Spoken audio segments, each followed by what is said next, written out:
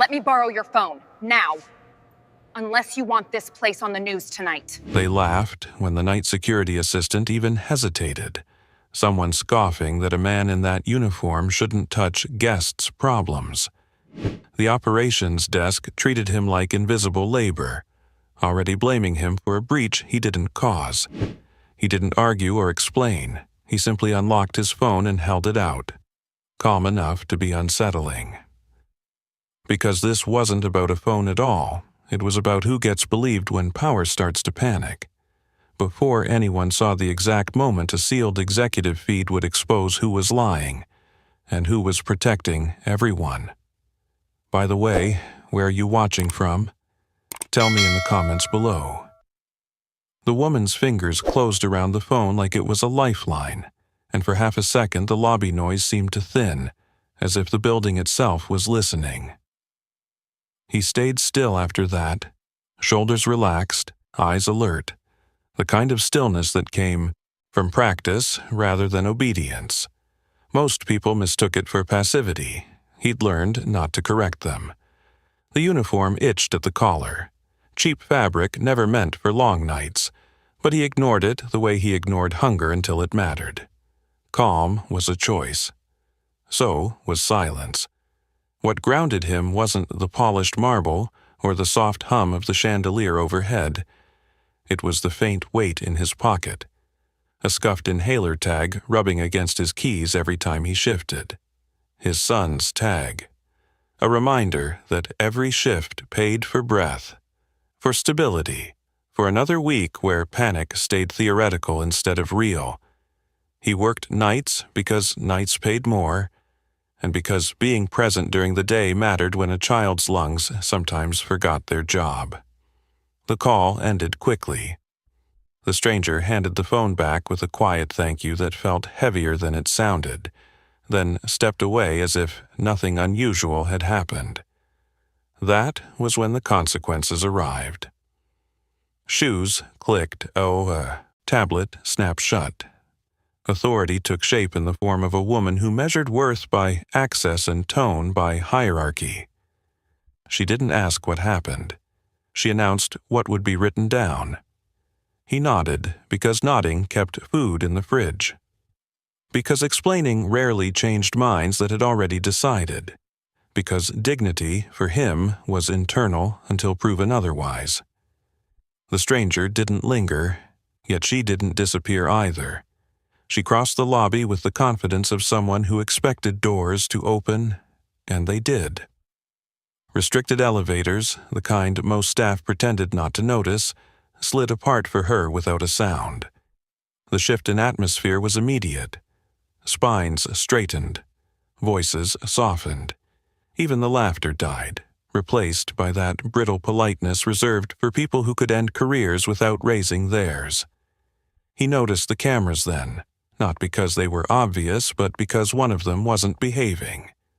A fractional delay. A blink that didn't match the rhythm of the others. He glanced at his phone and saw the alert flash before the screen dimmed again, as if embarrassed to exist. Executive feed, sync error. That was new. He lifted his radio, kept his voice level, reported exactly what he saw.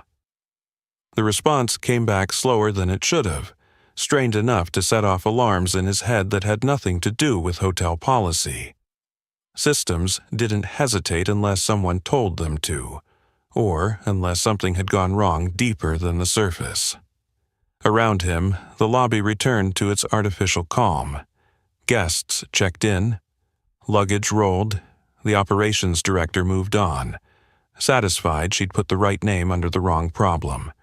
The bellman smirked, already rehearsing how the story would sound later. None of them noticed the way the air felt tighter, or how the building's quiet had shifted pitch. He did. He'd spent years learning how structures failed, how panic traveled faster through power than through crowds, how the most dangerous moments were the ones that looked controlled.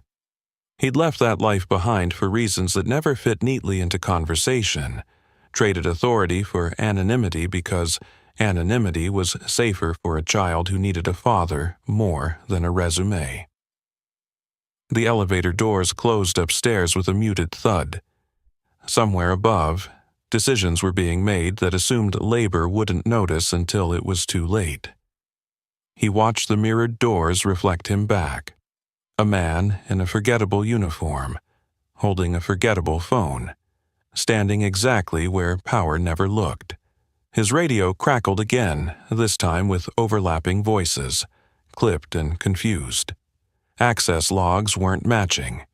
A VIP floor wasn't responding the way it should. Someone swore under their breath. Someone else said it was probably nothing. He tightened his grip on the radio, eyes tracking the ceiling as if he could see through concrete and steel. This was the moment before systems confessed. The moment when doing nothing became a choice, instead of an accident.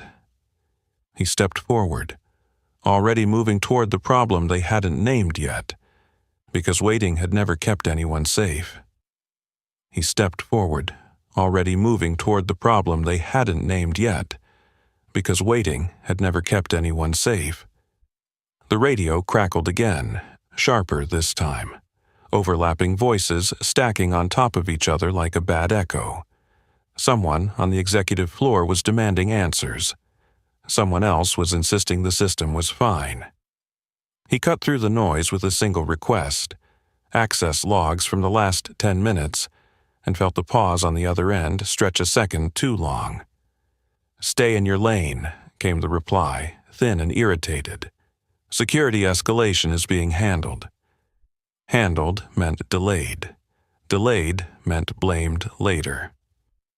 He slowed near the service elevators, not because he'd been told to stop, but because rushing made people notice.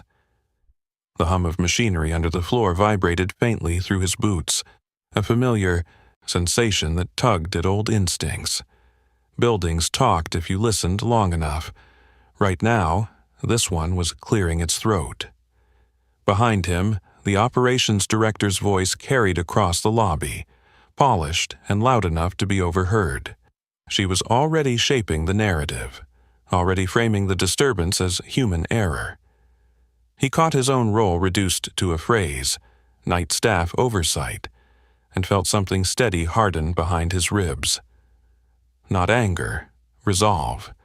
He tapped his phone awake. The sync error was still there, pulsing like a heartbeat. Executive feed latency wasn't random. It meant manual routing, or worse, deliberate isolation. Someone upstairs wanted privacy at the exact moment systems were supposed to be loud. A cart rattled past, stacked with linen, pushed by a housekeeper who glanced up at him with quiet concern. She didn't ask questions. She didn't need to. The look said enough. Something's wrong.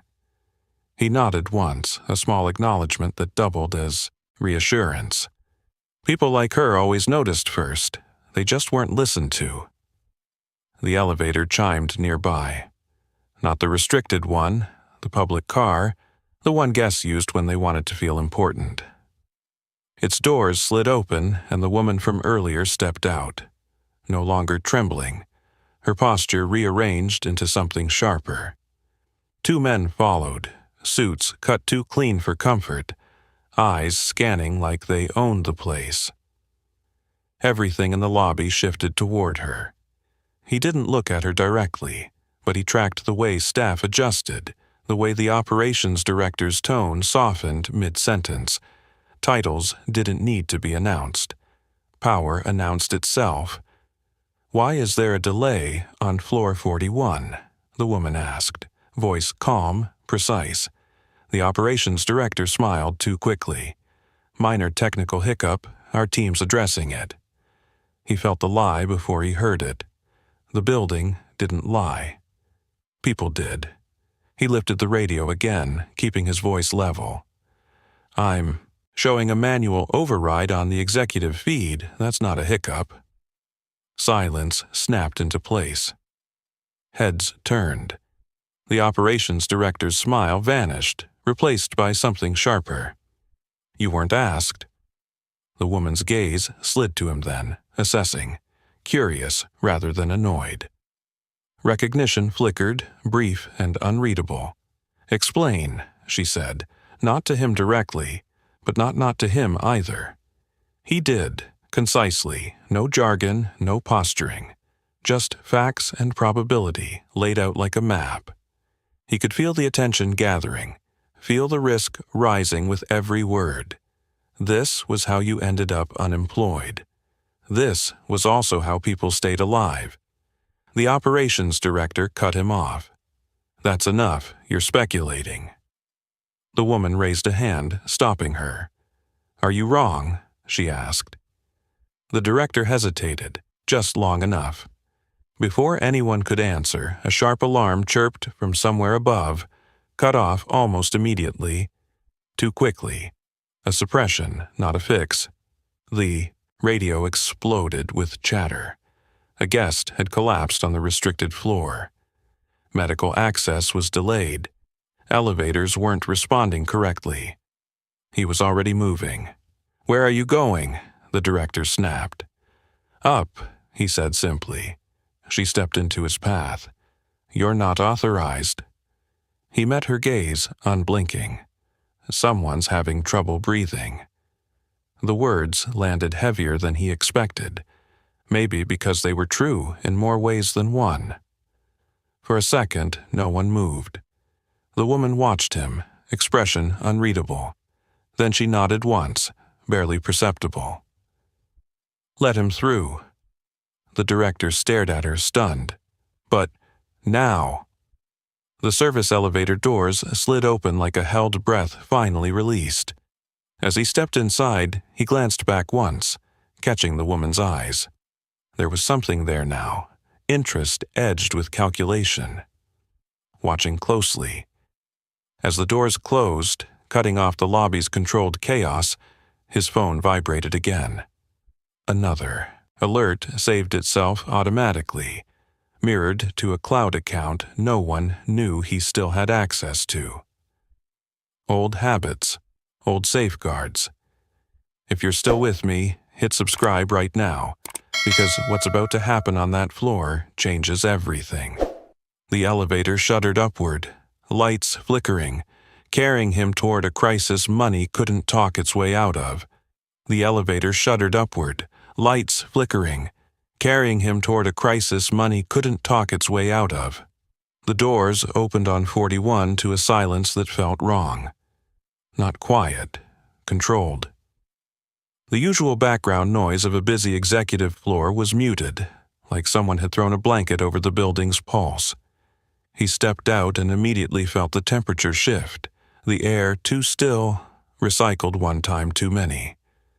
A man lay slumped near the glass wall overlooking the city, one hand clawing weakly at his chest, while two assistants hovered, panicked and useless. One of them was crying, the other shouting into a phone that kept dropping the call. The smell of expensive cologne mixed with fear hit him hard. "Step back," he said, calm but firm. They hesitated. He didn't wait for permission. Kneeling beside the man, he checked responsiveness, breathing, color. The signs stacked up fast. Not cardiac, respiratory distress, likely triggered by stress and altitude sensitivity.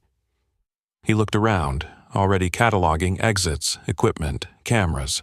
There. A recessed cabinet near the wall. "Does he have an inhaler?" he asked. Blank stares. He reached into his pocket, fingers brushing the familiar tag, then stopped himself. Not yet. He couldn't assume. He needed information first. "Open that cabinet," he said, nodding toward the wall. "It's locked," one assistant snapped, voice shaking. "Everything's locked," the other added, gesturing helplessly. "The system's down."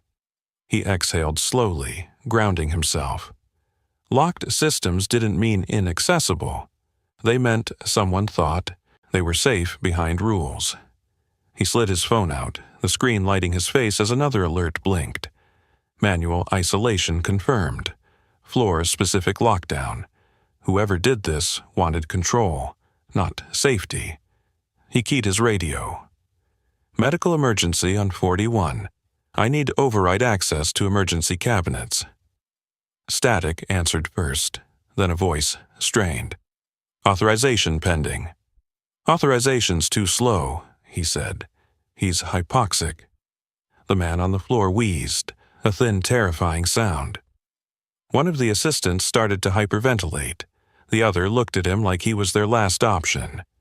He stood, crossed to the cabinet, and examined the lock. Magnetic.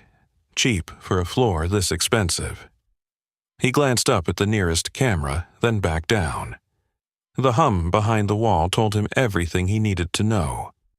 He removed the radio earpiece, slid it against the seam, listening. A faint click responded, a resonance he recognized. He adjusted pressure, timing his movement with the building's own vibration. The lock disengaged with a soft snap. Inside, he found what he'd hoped for: portable oxygen, emergency meds. He moved fast now, efficient, practiced. Oxygen mask on, flow adjusted. The man's breathing eased, color slowly returning. Relief rippled through the room, fragile but real. Footsteps approached fast. Security, finally. 2 guards burst in, eyes wide at the scene. One reached for his shoulder. "Hey, you can't.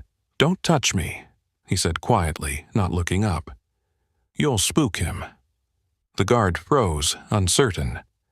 The other looked at the cabinet, then at the man on the floor, then at the open lock. "How did you—" "Later," he said. "Get me a stretcher and clear a path." They hesitated, then moved. Competence had a way of silencing questions. The woman appeared moments later, flanked by her people. She took in the scene in seconds: the open cabinet, the stabilizing patient, the man in the security uniform kneeling. With authority he hadn't been given, but had taken anyway. "You were right," she said, not loudly. He glanced up, meeting her gaze briefly. "This isn't over." Her jaw tightened. "I know." The patient was loaded onto the stretcher, wheeled toward the service elevators. As they passed, one assistant whispered a thank you that sounded like prayer. He nodded, already stepping back, already becoming invisible again. The radio crackled. The operations director's voice cut through, sharp and controlled. "Who authorized cabinet access?" He didn't answer. Not yet. The woman turned toward the camera mounted above the corridor, then back to him. "You realize," she said evenly, "that someone just manipulated an executive floor during a live event." "Yes," he said. "And they didn't expect anyone to notice until it was too late." Her eyes sharpened. "You noticed." "I was listening." The guards exchanged looks. One of them swallowed hard. "Ma'am," he said, "the access logs, they don't match. Someone used a master credential, but it's masked." Her expression didn't change, but something cold settled behind it. "Masked how?" He answered before the guard could. "Privilege laundering. Routes activity through authorized noise so it looks like background." Silence followed. Heavy, dangerous. She studied him again, longer this time. "That's specific." He shrugged slightly. "Patterns repeat." The radio squawked again, louder now, panic bleeding through professionalism. Another alert, another floor showing anomalies. This wasn't an accident. It was a test, or an attack, or both. The woman straightened. "Lock this floor down properly," she ordered. "And get him." A glance at the stretcher disappearing into the elevator. To a hospital now. Then she looked back at the man who shouldn't have been here, shouldn't have known what he knew. "You're coming with me," she said. "Am I?" he replied. "Yes," she said quietly, "because you're the only person who's been right so far." As they moved toward the corridor, cameras tracking every step, he felt the shift he'd been waiting for. The moment when being ignored stopped being an option. The moment when being ignored stopped being an option followed him down the corridor like a second shadow. He walked beside her without matching her pace, letting her adjust instead. It was a small thing, but it mattered. Power was used to people keeping up. It noticed when they didn't. The corridor lights reflected off glass walls etched with company logos and abstract art meant to suggest vision. He barely glanced at them.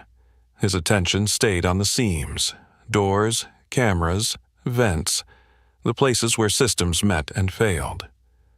Behind them, security scrambled, voices overlapping, radios chirping with half information. The executive floor was being locked down properly now, which meant procedures were finally catching up to reality. Too late to prevent the breach. Just in time to argue about blame. They entered a smaller conference room near the core of the floor. No windows, better signal control. She gestured for the door to be shut, and when it was, the hum of the building dropped another octave. "Start from the beginning," she said, "not what happened, what you noticed." He considered her for a moment. The earlier distress was gone, replaced by something colder, more focused. This was her real state. Observation, not reaction. "The camera lag," he said. "Executive feed only. That tells me isolation, not failure. Then the access anomalies, overlapping credentials that shouldn't overlap. That tells me intent." "Intent from whom?" she asked. "Someone who knows your systems well enough to hide inside them," he replied. "Or someone testing them." Her mouth tightened slightly. Testing implies consent. "Not always," he said.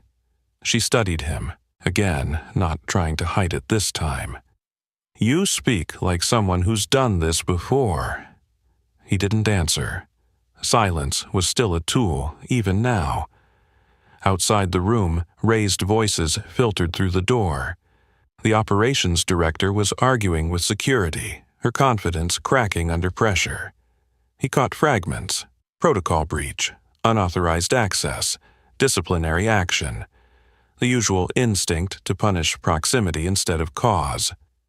She listened, too, then exhaled through her nose. "She's already decided this ends with your termination." He met her gaze evenly.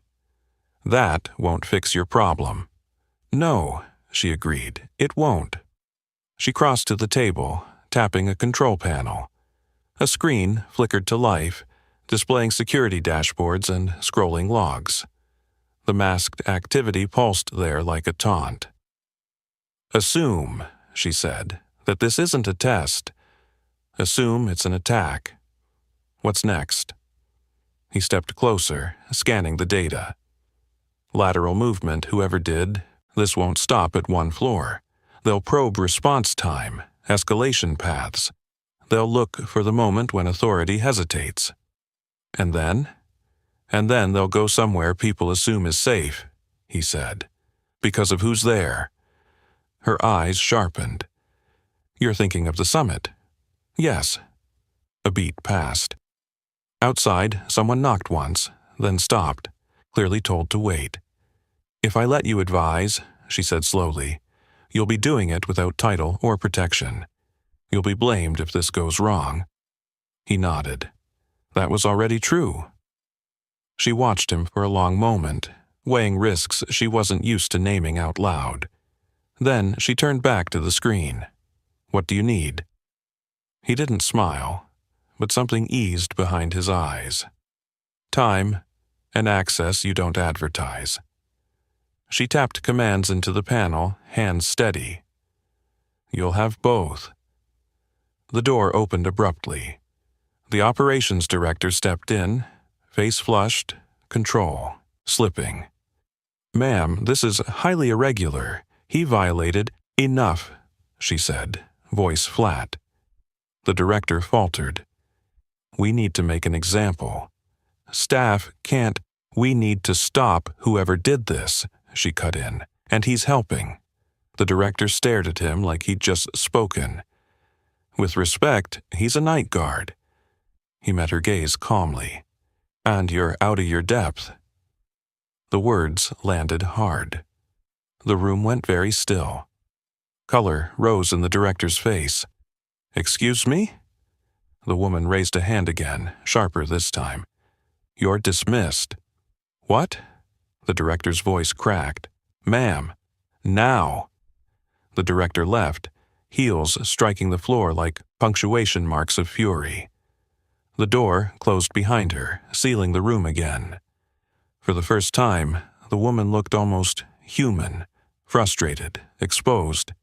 You didn't have to say that. Yes, he said, I did. She let out a short laugh that held no humor. You're not wrong. The screen chimed softly. Another alert, another masked credential. This one closer to the summit floor. He leaned in, fingers hovering over the controls, not touching yet. They're watching how you react, he said. So am I. She met his eyes. Then let's both be honest. About what? He asked. About why a man with your instincts is wearing that uniform, she said. He looked at the screen, then back at her. Later? She nodded. Later? The building hummed around them, systems shifting, power adjusting. Somewhere below, people still believed this was contained. Somewhere above, someone believed they were invisible. He straightened, already planning 3 moves ahead, because the crisis wasn't done revealing itself. It was just done being subtle. He straightened, already planning 3 moves ahead, because the crisis wasn't done revealing itself. It was just done being subtle. The woman watched him without interrupting, as if silence itself were a test. Outside the room, footsteps rushed, radios hissed, and the building's hum deepened into something strained. He tapped the screen, routing raw access logs onto a secondary layer she hadn't known existed. The data told a story no one wanted to read. See that? He said quietly. That's not intrusion, that's choreography. She leaned closer, perfume sharp, eyes narrowing as comprehension replaced control. You're saying someone inside staged this. I'm saying they're counting on you to blame the wrong people, he replied, and you already started. Her jaw tightened. Somewhere beyond the walls, a muted alarm chirped again, softer this time, like a whisper meant for someone else. That floor wasn't random, he continued. The medical emergency forced movement, exposed response gaps. They learned how fast you act under pressure. And now, she asked. Now they escalate, he said, publicly if possible. They want witnesses. The word landed between them, heavy with implication. Witnesses meant reputation, liability, narratives that couldn't be buried quietly. Her gaze flicked to the camera in the corner, then back to him. You're suggesting we let them see. I'm suggesting you control what they see, he corrected. Transparency beats spin if you're brave enough to use it. She exhaled slowly, decision crystallizing. If I do this, it burns people close to me. It already will, he said. You just get to choose who deserves it. Another alert flared, this one broader, rippling across multiple floors. Voices erupted over the radio as overlapping feeds struggled to reconcile themselves. She straightened, authority settling back into place, altered but intact. All right, she said, we stop hiding. He nodded once, already moving. He routed the logs to a live mirror tied to the summit's internal display system, labeling nothing, letting patterns speak for themselves. This is the point where people panic, he said. So, we don't. She watched the feeds populate, eyes reflecting lines of data that would soon be visible to dozens of powerful people. You're enjoying this, she said. No, he replied evenly. I'm preventing the wrong ending. As systems synchronized, the building's hum shifted again, less strained, more alert. Somewhere below, the summit was about to see behind its own curtain. If you're still here, subscribe now, because the next moments expose who really holds power when everything is watched. He stepped back as the first executive voices rose in confusion over the internal channel, questions colliding with undeniable evidence. This was no longer theory. She met his eyes once more, something like respect finally unguarded. "Stay close," she said. "This isn't finished." He didn't answer, already listening past the noise, already anticipating the counterstrike that would follow exposure. Crises never surrendered quietly. The feeds continued to roll, each new line another thread pulled loose. Names surfaced, then vanished behind privilege tags, but the timing stayed wrong. Too precise to be accidental. Security leaders demanded explanations. Consultants suggested resets. Lawyers asked about liability. None of it stopped the truth from spreading across the room upstairs. He tracked reactions through secondary audio channels, noting who went silent first. Silence, he knew, was the earliest confession. She leaned toward him, lowering her voice. "They're going to try to isolate you again." "They won't succeed," he said, "not if this stays public." Another chime rang out, sharper than before. A master credential attempted access, failed, then rerouted through an executive assistant's profile. "There," he said softly. "That's your proof." Her expression hardened, resolve settling like armor. "Bring everyone into the room," she ordered. "All of them."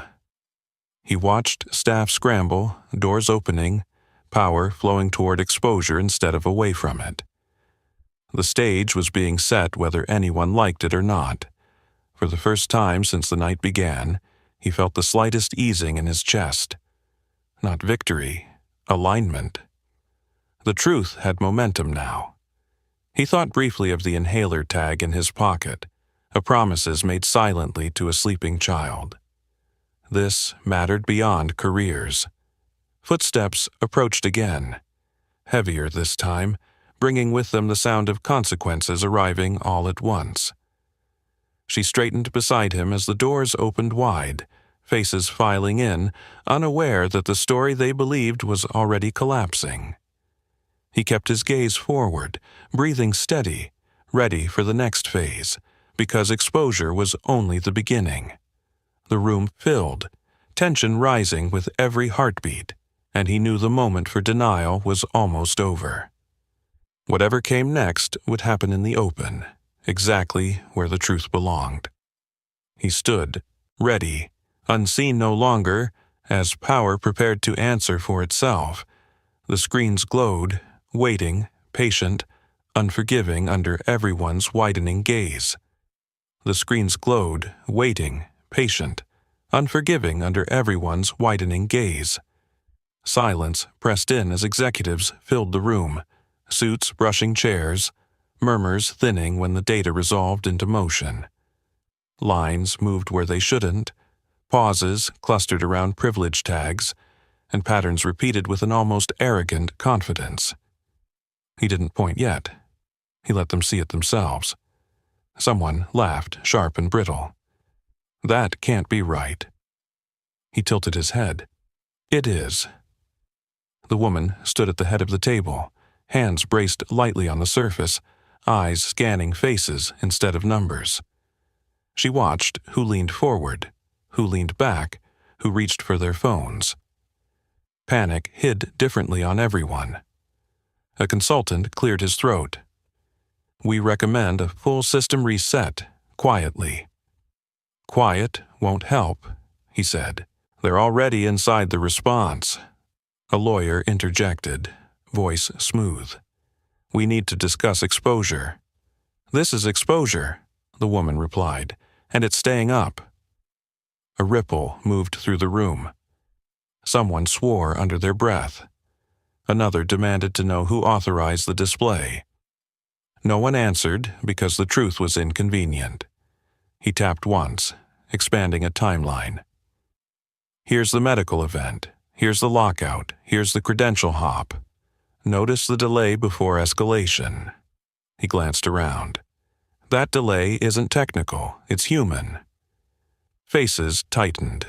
A man near the end of the table frowned, then forced neutrality too late. He clocked it, filed it away. The radio crackled on the table, a security lead cutting in with urgency. We've got another anomaly. Summit floor audio spiked, then dropped. The woman didn't look away from the screen. Routed here. As audio fed through, raised voices echoed faintly, confusion bleeding into anger. Somewhere upstairs the summit had noticed. Witnesses were forming whether anyone liked it or not. They'll try to regain control, he said quietly, by naming a culprit. As if summoned, the operations director pushed into the room, face set, voice already loud. This is out of control. Staff have violated— Stop, the woman said. The director faltered, then regrouped. We need to contain this. Terminate the guard, make it clear this was unauthorized meddling. Every eye slid toward him. He felt the weight, familiar and dull. He didn't move. Say it again, the woman said. The director blinked. Terminate his employment immediately. The woman nodded once. No. What? The word cracked. No, she repeated. Because he didn't cause this, and because firing him won't erase the logs. He added softly, and because the pattern points elsewhere. The director's gaze snapped to him, sharp with accusation. Who do you think you are? He met her eyes. Someone who's seen this before. A beat passed, then another. The room leaned in without realizing it. Seen what? A board member asked. Power assuming invisibility, he said, and being wrong. He tapped again. A name surfaced briefly in the log, half obscured by rooting noise. An assistant's profile. Harmless on paper, repeated too often in the wrong places. That's a coincidence, the assistant's supervisor protested. Coincidences don't repeat on schedule, he replied. The woman's gaze sharpened. Bring her in. Security moved. Chairs scraped. Breathing got louder. When the assistant arrived, pale and shaking, the room had already decided nothing quietly anymore. The feeds played behind her, impartial and relentless. I didn't, she started. He interrupted gently. You followed instructions. Her eyes flicked toward the director. Just for a second. Enough. The woman saw it too. Whose? She asked. Silence answered. The summit audio spiked again, louder now. Someone upstairs was demanding accountability, names, explanations. The building felt like it was holding its breath. The director straightened, chin lifting. This is absurd. Is it? The woman asked. Because from where I'm standing, this looks intentional. The director laughed, brittle again. You're letting a night guard run your crisis. The woman's voice dropped. No, I'm letting the truth. She turned to him. Say it, out loud. He inhaled once. The breach originated from executive privilege, not labor. The cover relied on class assumptions. That's why it almost worked. The room went still. Cameras whirred softly, adjusting focus. Somewhere, phones buzzed as notifications spread. The director opened her mouth, then closed it. Words failed where evidence didn't. He felt the shift fully now, the reversal locking into place. This wasn't about him anymore. It was about accountability in front of witnesses. The woman faced the room. We proceed publicly, she said, effective immediately. No one argued. As security escorted the assistant out for questioning, eyes stayed on the screens, on the story rewriting itself in real time. He stood quietly at the edge, breathing steady. For the first time, the building sounded honest. Outside, rain tapped the glass. A soft applause for truth finally standing, fragile but visible, refusing silence and forcing power to answer today publicly. The rain kept tapping the glass, a steady reminder that the world outside hadn't paused for their reckoning. Security closed ranks around the assistant as she was led out, her shoulders caving inward under the weight of attention she'd never expected to bear. The door shut behind her, and the room exhaled all at once, tension redistributing itself rather than disappearing. Accountability had found a foothold, but it hadn't finished, climbing. The woman turned from the screens to the table, her gaze moving deliberately from face to face. No warmth there now, only clarity. "This doesn't end with one person," she said, "and it doesn't end in this room." A few executives shifted uncomfortably. Others stiffened, masks snapping back into place. Damage control instincts kicked in fast. A board member spoke first, voice careful. "We need to consider the optics. If this reaches, it already has," she cut in. "The summit audio leaked 5 minutes ago. Quiet containment is no longer an option." A murmur spread, sharper this time. Phones were checked openly now. Messages read, then reread. He watched the reactions, noting who looked surprised and who didn't. The latter group worried him more. The operations director stood rigid near the wall, jaw tight, eyes fixed on the screens as if willing them to change their story. "This is spiraling," she said. "We can still redirect." "Frame this as a technical anomaly." He spoke without raising his voice. "That window closed when you tried to fire me instead of listening." Her head snapped toward him. "You don't get to—" The woman raised a hand, stopping her mid-sentence. "You've said enough." Silence fell again, heavier this time. The director's authority drained visibly, replaced by something brittle and exposed. The woman turned back to him. "What's next?" He didn't hesitate. "They'll attempt narrative control, blame confusion, claim decisive action. The only way to counter that is with continuity. Meaning? Keep the data live," he said. "Unedited, time-stamped. Let everyone see cause and effect without commentary." A lawyer leaned forward, alarmed. "That's reckless." "No," he replied. "It's honest." The woman considered, then nodded. "Do it." He routed the feeds accordingly, stripping away filters and overlays until the raw sequence spoke for itself. The room seemed to dim as the truth brightened on screen. Outside, the summit floor erupted audibly now, voices carrying through open channels, demands stacking up. Witnesses weren't just present, they were restless. The radio crackled again. "Media's asking questions," someone reported. "Internal first, but it won't stay that way." "Good," the woman said. "We answer internally first." She turned back to the table. "Anyone who believes this can be buried is welcome to leave now." No one moved. The director's composure finally fractured. "You're destroying the structure that keeps this place running." The woman met her stare. "No, I'm exposing what was already breaking it." He felt the weight lift incrementally, not as relief, but as alignment. Systems worked better when they matched reality. A notification flashed on his phone, one he'd been expecting. A mirrored log upload completed successfully, stored beyond the building's control. Insurance. He slipped the phone back into his pocket without comment. The woman noticed anyway. Her eyes flicked briefly, then returned to the room.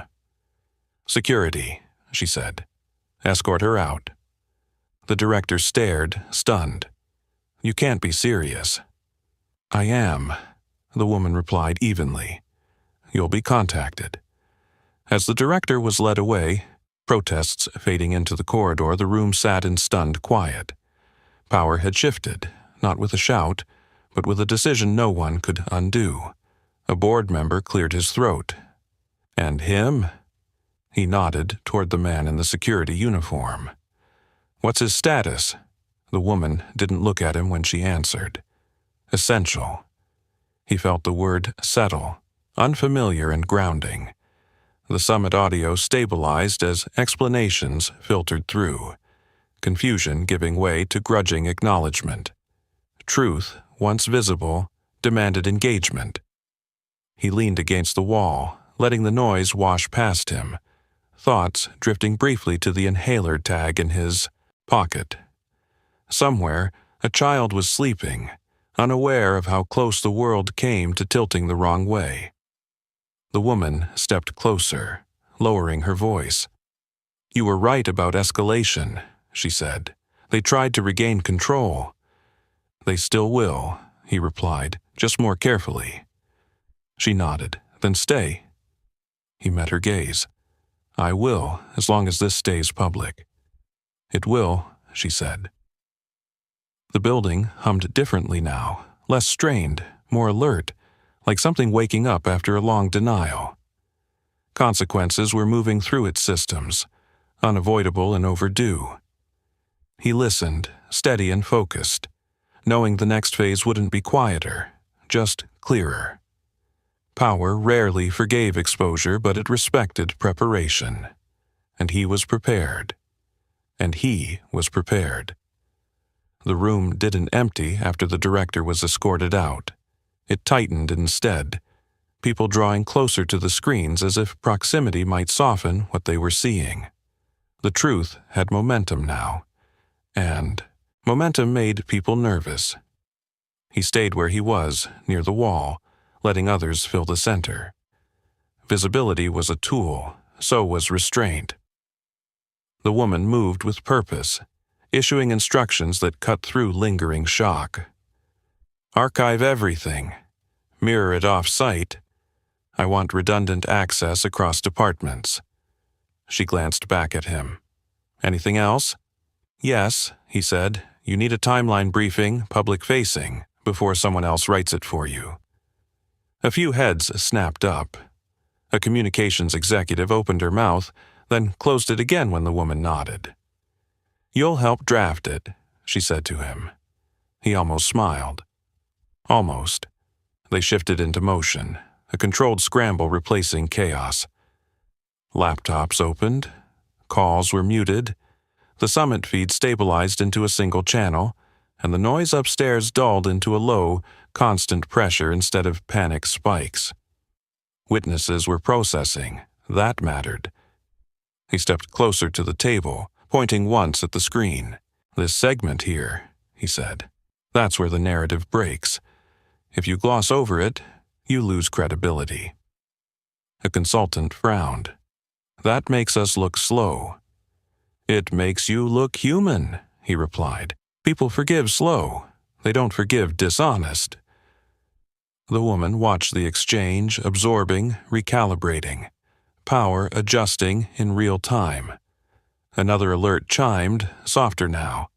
An attempt to access the logs from an external terminal. Blocked. Someone was still trying. "They're probing," he said, "seeing what you've locked down." "Can they get in?" she asked. "Not without leaving fingerprints," he said, "and that's the point." She nodded once.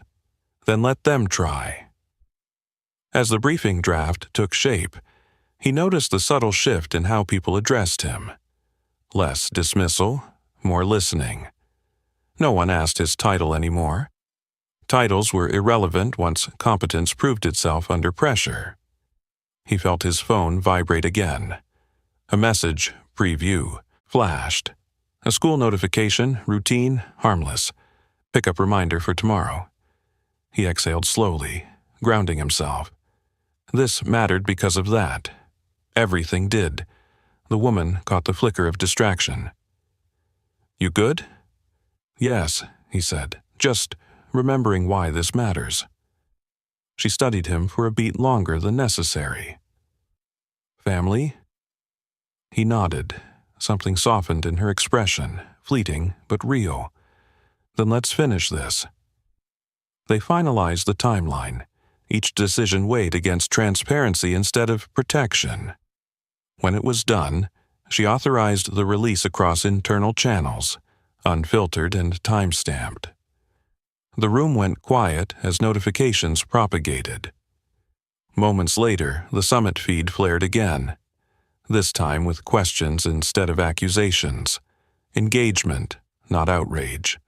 A better outcome than most crises ever got. He stepped back, letting the professionals handle their lanes now that the truth had a spine. Preparation had worked. Exposure had stuck. If you're still following this, subscribe now, because the final reckoning doesn't happen in this room. It happens when power has to answer outside it. The woman joined him near the wall, lowering her voice. You knew this would cost people. Yes, he said, including you. She gave a short, rueful laugh. Especially me. Silence settled between them, not awkward, just reflective.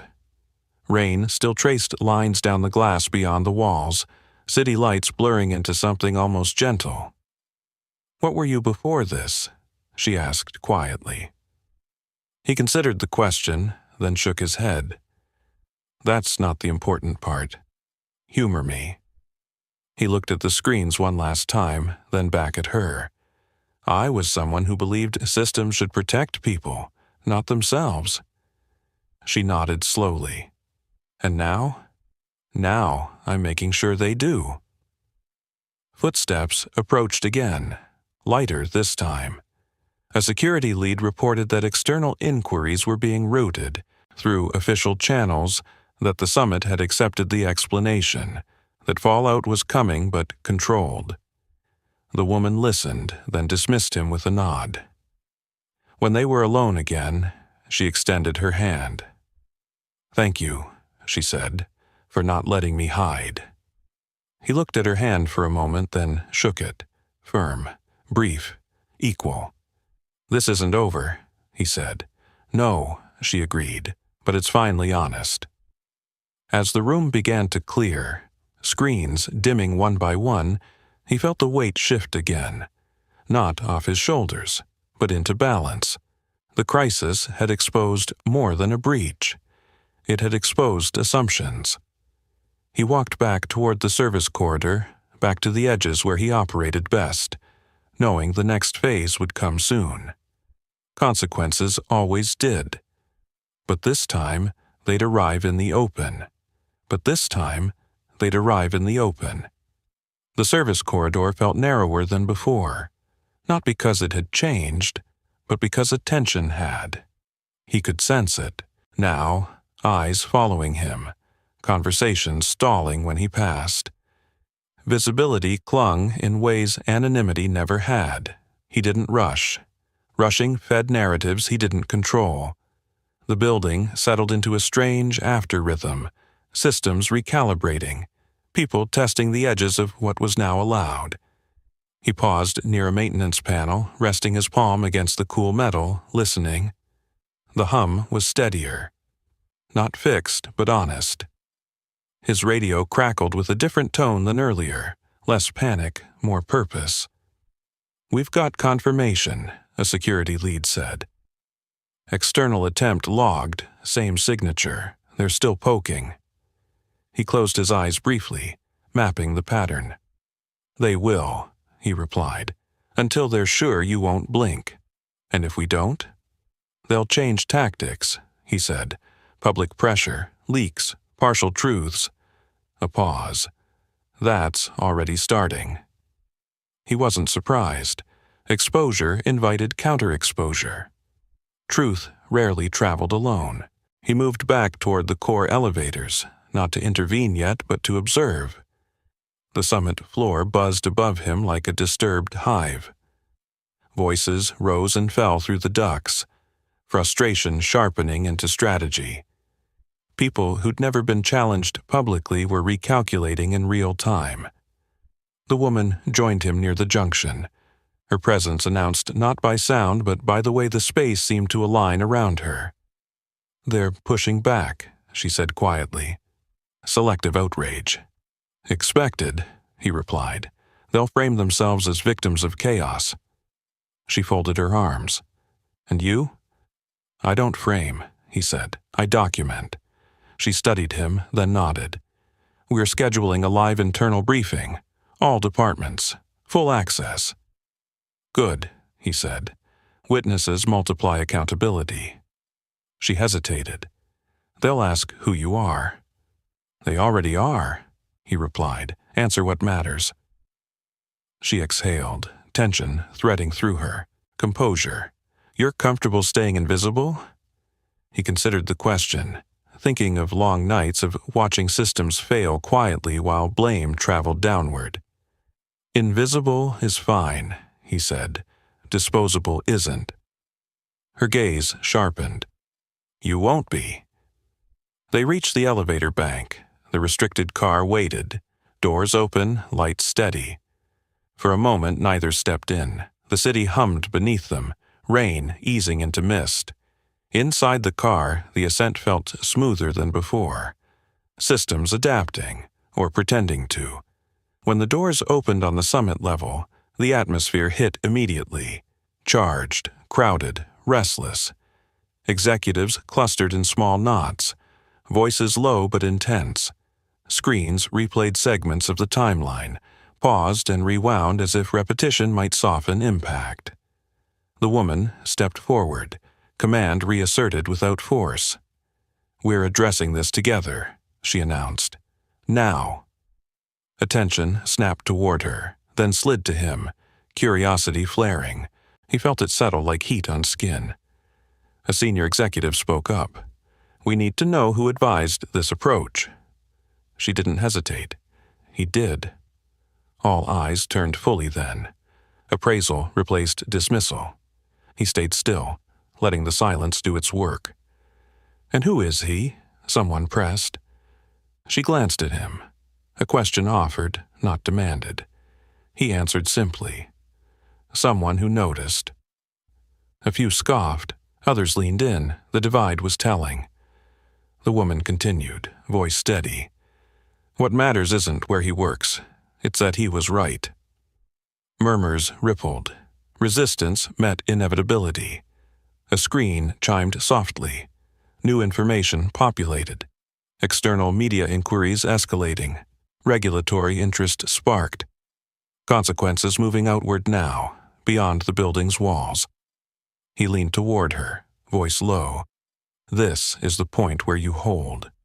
"I know," she said. "They're waiting for me to flinch." "Don't," he replied. "Let the process speak." She straightened, then addressed the room again, committing publicly to an independent review, to staff protections, to structural change. Each promise landed heavier than the last because it was witnessed. He watched reactions carefully. Some faces closed off, calculating exits. Others relaxed, relieved to be done pretending nothing was wrong. Change always split rooms this way. As the briefing wound down, the noise softened into reluctant acceptance. People dispersed slowly, conversations quieter now, less performative. He stepped back, letting the current move past him. The woman lingered, watching the room empty. "This will follow you," he said, "outside, everywhere." She nodded. "It should." They stood there a moment longer. Two figures framed by screens still glowing with inconvenient truth. The building felt different again, lighter in some places, heavier in others. As he turned to leave, his phone vibrated once more. A simple message. All clear for tomorrow. Relief, settled gently, earned. He walked back toward the edges, toward the spaces power usually ignored, knowing the final confrontation wouldn't be loud. It would be procedural, public, unavoidable, and this time it wouldn't miss him. And this time it wouldn't miss him. He stepped into the service stairwell, letting the door seal behind him with a soft click that muted the summit's fading noise. The air was cooler here, concrete, breathing out the day's stored tension. He leaned against the railing for a moment, not resting so much as recalibrating, listening to the building's deeper rhythms now that the shouting had dulled. His radio came alive again. Calmer voices layered with purpose. Legal was coordinating with compliance. Security was logging every access attempt instead of chasing ghosts. The machine had stopped spinning in panic and started grinding forward, slow and deliberate. Then the tone changed. "Emergency services are requesting confirmation," a voice said, tight again. "The guest from 41 stabilized, but there's a complication. They need additional medical history. The assistant can't locate it." He straightened immediately. "I can," he said.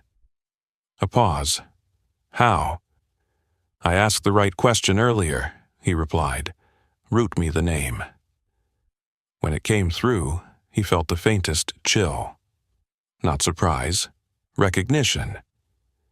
He moved without waiting for clearance, back through the corridor, feet sure, mind already assembling fragments into something solid. The woman intercepted him near the elevator bank, expression sharp. "You heard?" "Yes, you know something." "I know how this circles back," he said. They rode down together, silence filling the space between them, no longer awkward. The city slid past the glass, lights smeared by mist, a reminder that consequences extended beyond polished interiors. In the lobby, paramedics clustered near the exit. Equipment packed but not yet gone. The patient's assistant hovered nearby, pale and shaking. He approached, keeping his voice low, steady. "Your employer," he said. "Does he carry a secondary inhaler?" The assistant blinked, startled. "Yes, for flights, why?" "Because his condition worsens under stress and altitude," he said, "and because this wasn't random." The woman watched closely as understanding flickered across the assistant's face. "You told them," she said softly. "I told them what mattered," he replied. The assistant nodded quickly. "It's in his briefcase." They didn't think to check. He relayed the information to the paramedics, who moved immediately, urgency sharpening again. Another crisis diffused, not by authority, but by attention. As the doors closed behind the stretcher, the lobby settled into a quieter hum. Witnesses lingered, staff, guests, security, watching the exchange with new eyes. The same eyes that had seen him dismissed hours earlier. A murmur rippled through the space, not hostile now, but curious. Respect edged with disbelief. The operations director's absence was felt like a missing note in a chord. Power rearranged itself quickly when one pillar vanished. The woman turned to him. "You just prevented a second failure." "Yes," he said, "because the first one taught me where to look." She studied the room, the people watching, the cameras still rolling. This is the part where stories solidify. "Then tell it accurately," he said. She nodded, then addressed the lobby, her voice carrying without amplification. "Earlier today, mistakes were made, not by chance, not by labor. We are correcting them publicly." Every word landed cleanly, no euphemisms, no deflection. A guest spoke up, tentative. "Is everyone safe?" "We are," she said. "Because someone paid attention when others didn't." Eyes turned to him again. He felt it, the weight and the risk of being seen. He didn't look away.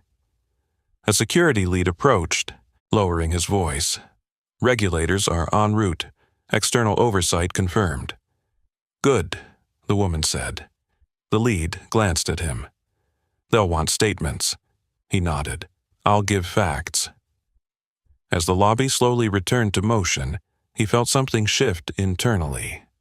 not pride, alignment again, the sense that events were unfolding in the correct order, even if the cost would come later. The woman fell into step beside him as he headed back toward the service corridor. "They're going to ask about your background," she said. "They can," he replied. "And if they connect it?" "They'll see I left for a reason," he said, "and stayed for another." She considered that. "You didn't have to stay." "No," he agreed, "but someone needed to."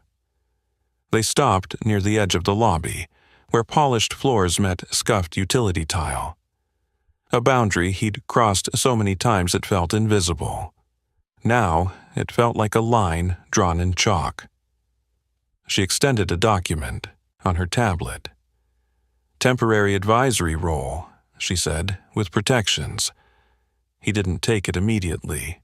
He looked past her, at the staff moving through the space with cautious confidence, at the guests resuming their lives, unaware of how narrowly things had turned. "Make it permanent," he said, "for everyone, not just me." She met his gaze, then nodded. "Done." The rain outside had stopped completely. The city breathed in relief, lights sharpening as clouds thinned. He turned back toward the corridor, toward the places where he still belonged, knowing the final reckoning would come not with noise, but with signatures and witnesses. And this time, it would remember who stood where when it mattered most. And this time, it would remember who stood where when it mattered most. Morning light began to bleed through the lobby windows, thinning the shadows that had protected so many decisions overnight. The building looked different in daylight, less theatrical, more exposed. He noticed how scuffed floors stood out now, how fingerprints showed on glass meant to feel untouchable. Truth did that. It changed lighting. Regulators arrived without spectacle, no sirens, no grand entrances, just clipped badges, neutral expressions, and an efficiency that made even the confident straighten their posture. The woman met them at the center of the lobby, shoulders squared, answers prepared but not rehearsed. He stayed back, where he always had, near the threshold between polished tile and utility flooring. Watching? Listening. They asked for timelines first, then logs, then statements. When they reached him, the question sharpened. "How did you identify the pattern? Why were you positioned to intervene? Who trained you?" He answered plainly. No embellishment, no defensiveness, facts stacked better when left alone. A pause followed his last answer, longer than the rest. One of the regulators glanced at a tablet, brow furrowing. "Your name appears in an older report," she said carefully. "Federal Review, Infrastructure Ethics." The air shifted. The woman turned slowly, surprise flickering across her face before settling into something more thoughtful. She hadn't known, not fully. The regulator continued, voice measured. "You were commended, then you disappeared." He nodded once. "I resigned." "Why?" "Because the systems weren't ready to hear the truth," he said. "And my family needed quiet more than I needed status." Silence held. Not judgmental. Curious. The regulator closed the file. "It appears they're ready now." Across the lobby, staff had slowed their movements, pretending not to listen while hearing everything. The same people who'd seen him ignored, dismissed, nearly fired. Witnesses again, always witnesses.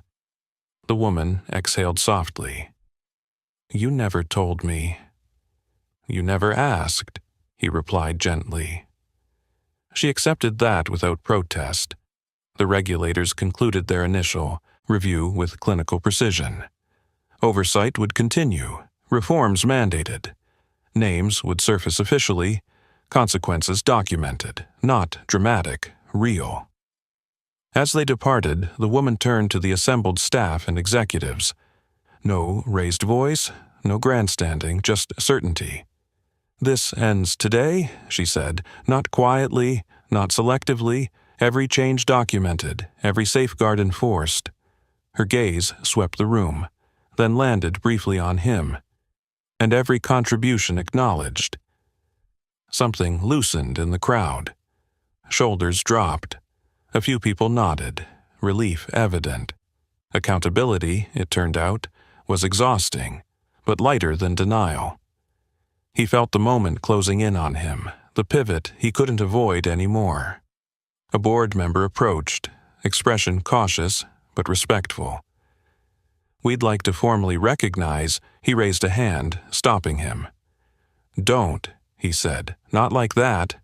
The man blinked. "Excuse me?" "Fix the structure," he continued. "Protect the people who see problems early. That's recognition enough." The board member hesitated, then nodded. "Understood." The woman watched the exchange, something like admiration surfacing without pretense. "You could have had a very different life," she said quietly when they were alone again. "I did," he replied. "I chose this one." She studied him, then glanced around the lobby, staff moving with renewed confidence, security calmer, systems humming evenly.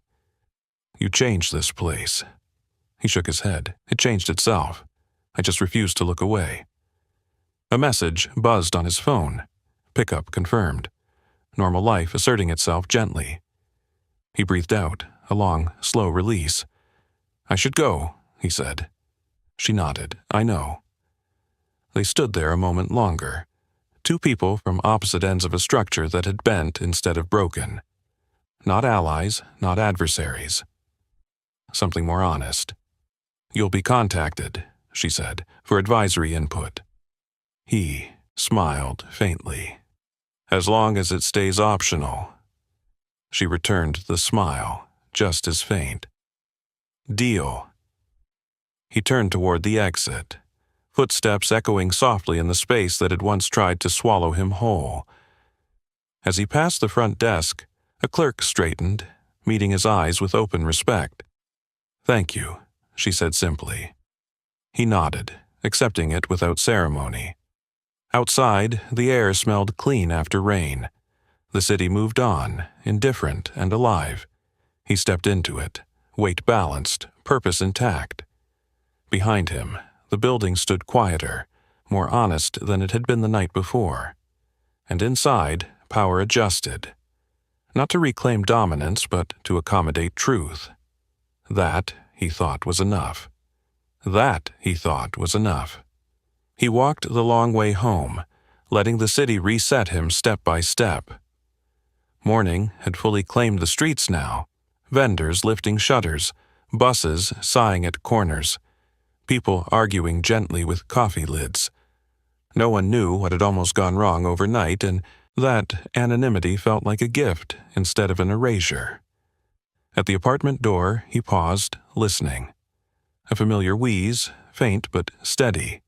Relief settled into his shoulders as he stepped inside. Shoes by the door, backpack slung over the chair. Normal, fragile, earned.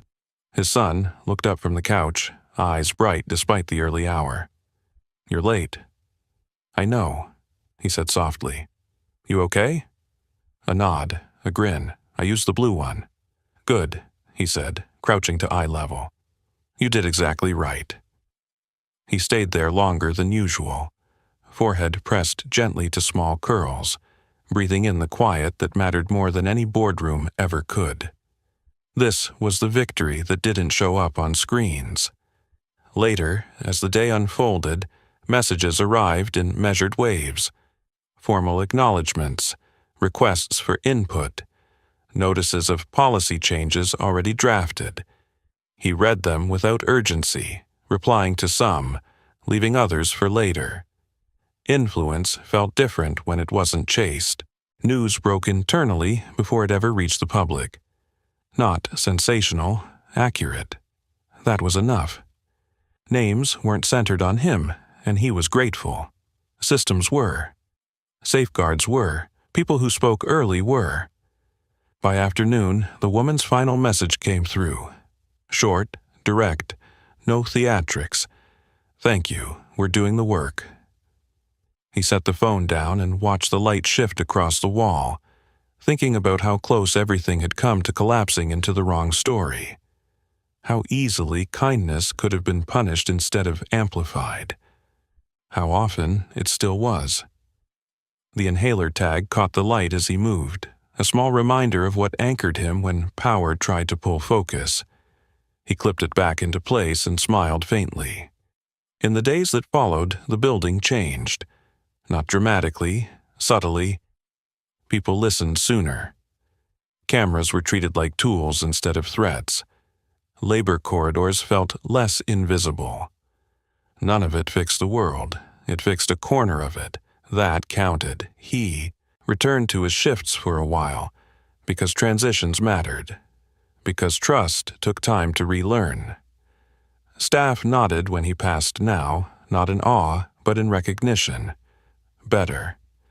Eventually, he stepped into a role that didn't require a uniform, only presence. Optional, as promised. He said no when it felt performative. Yes, when it protected someone who didn't have another voice. The woman never tried to own the narrative. She shared it. That was her transformation. Not redemption, exactly. Responsibility. On a quiet evening, he stood at the window with his son, watching the city glow. "Did you help someone last night?" the boy asked. "I did," he said. "Were they nice?" He thought of arrogance softening into humility, of power learning to listen. "They learned," he said. The boy nodded, satisfied. Lessons didn't need embellishment. He turned off the lights and let the night settle, confident in something simple and hard-won. Dignity didn't need permission. It needed witnesses. If this story stayed with you, ask me for the next story title you want to hear. Subscribe, and don't miss our next story. "If you can play Chopin, I'll marry you," smirked the CEO. What the janitor did left her speechless. Trust me, you'll feel it. And tell me in the comments, what injustice should we tackle next?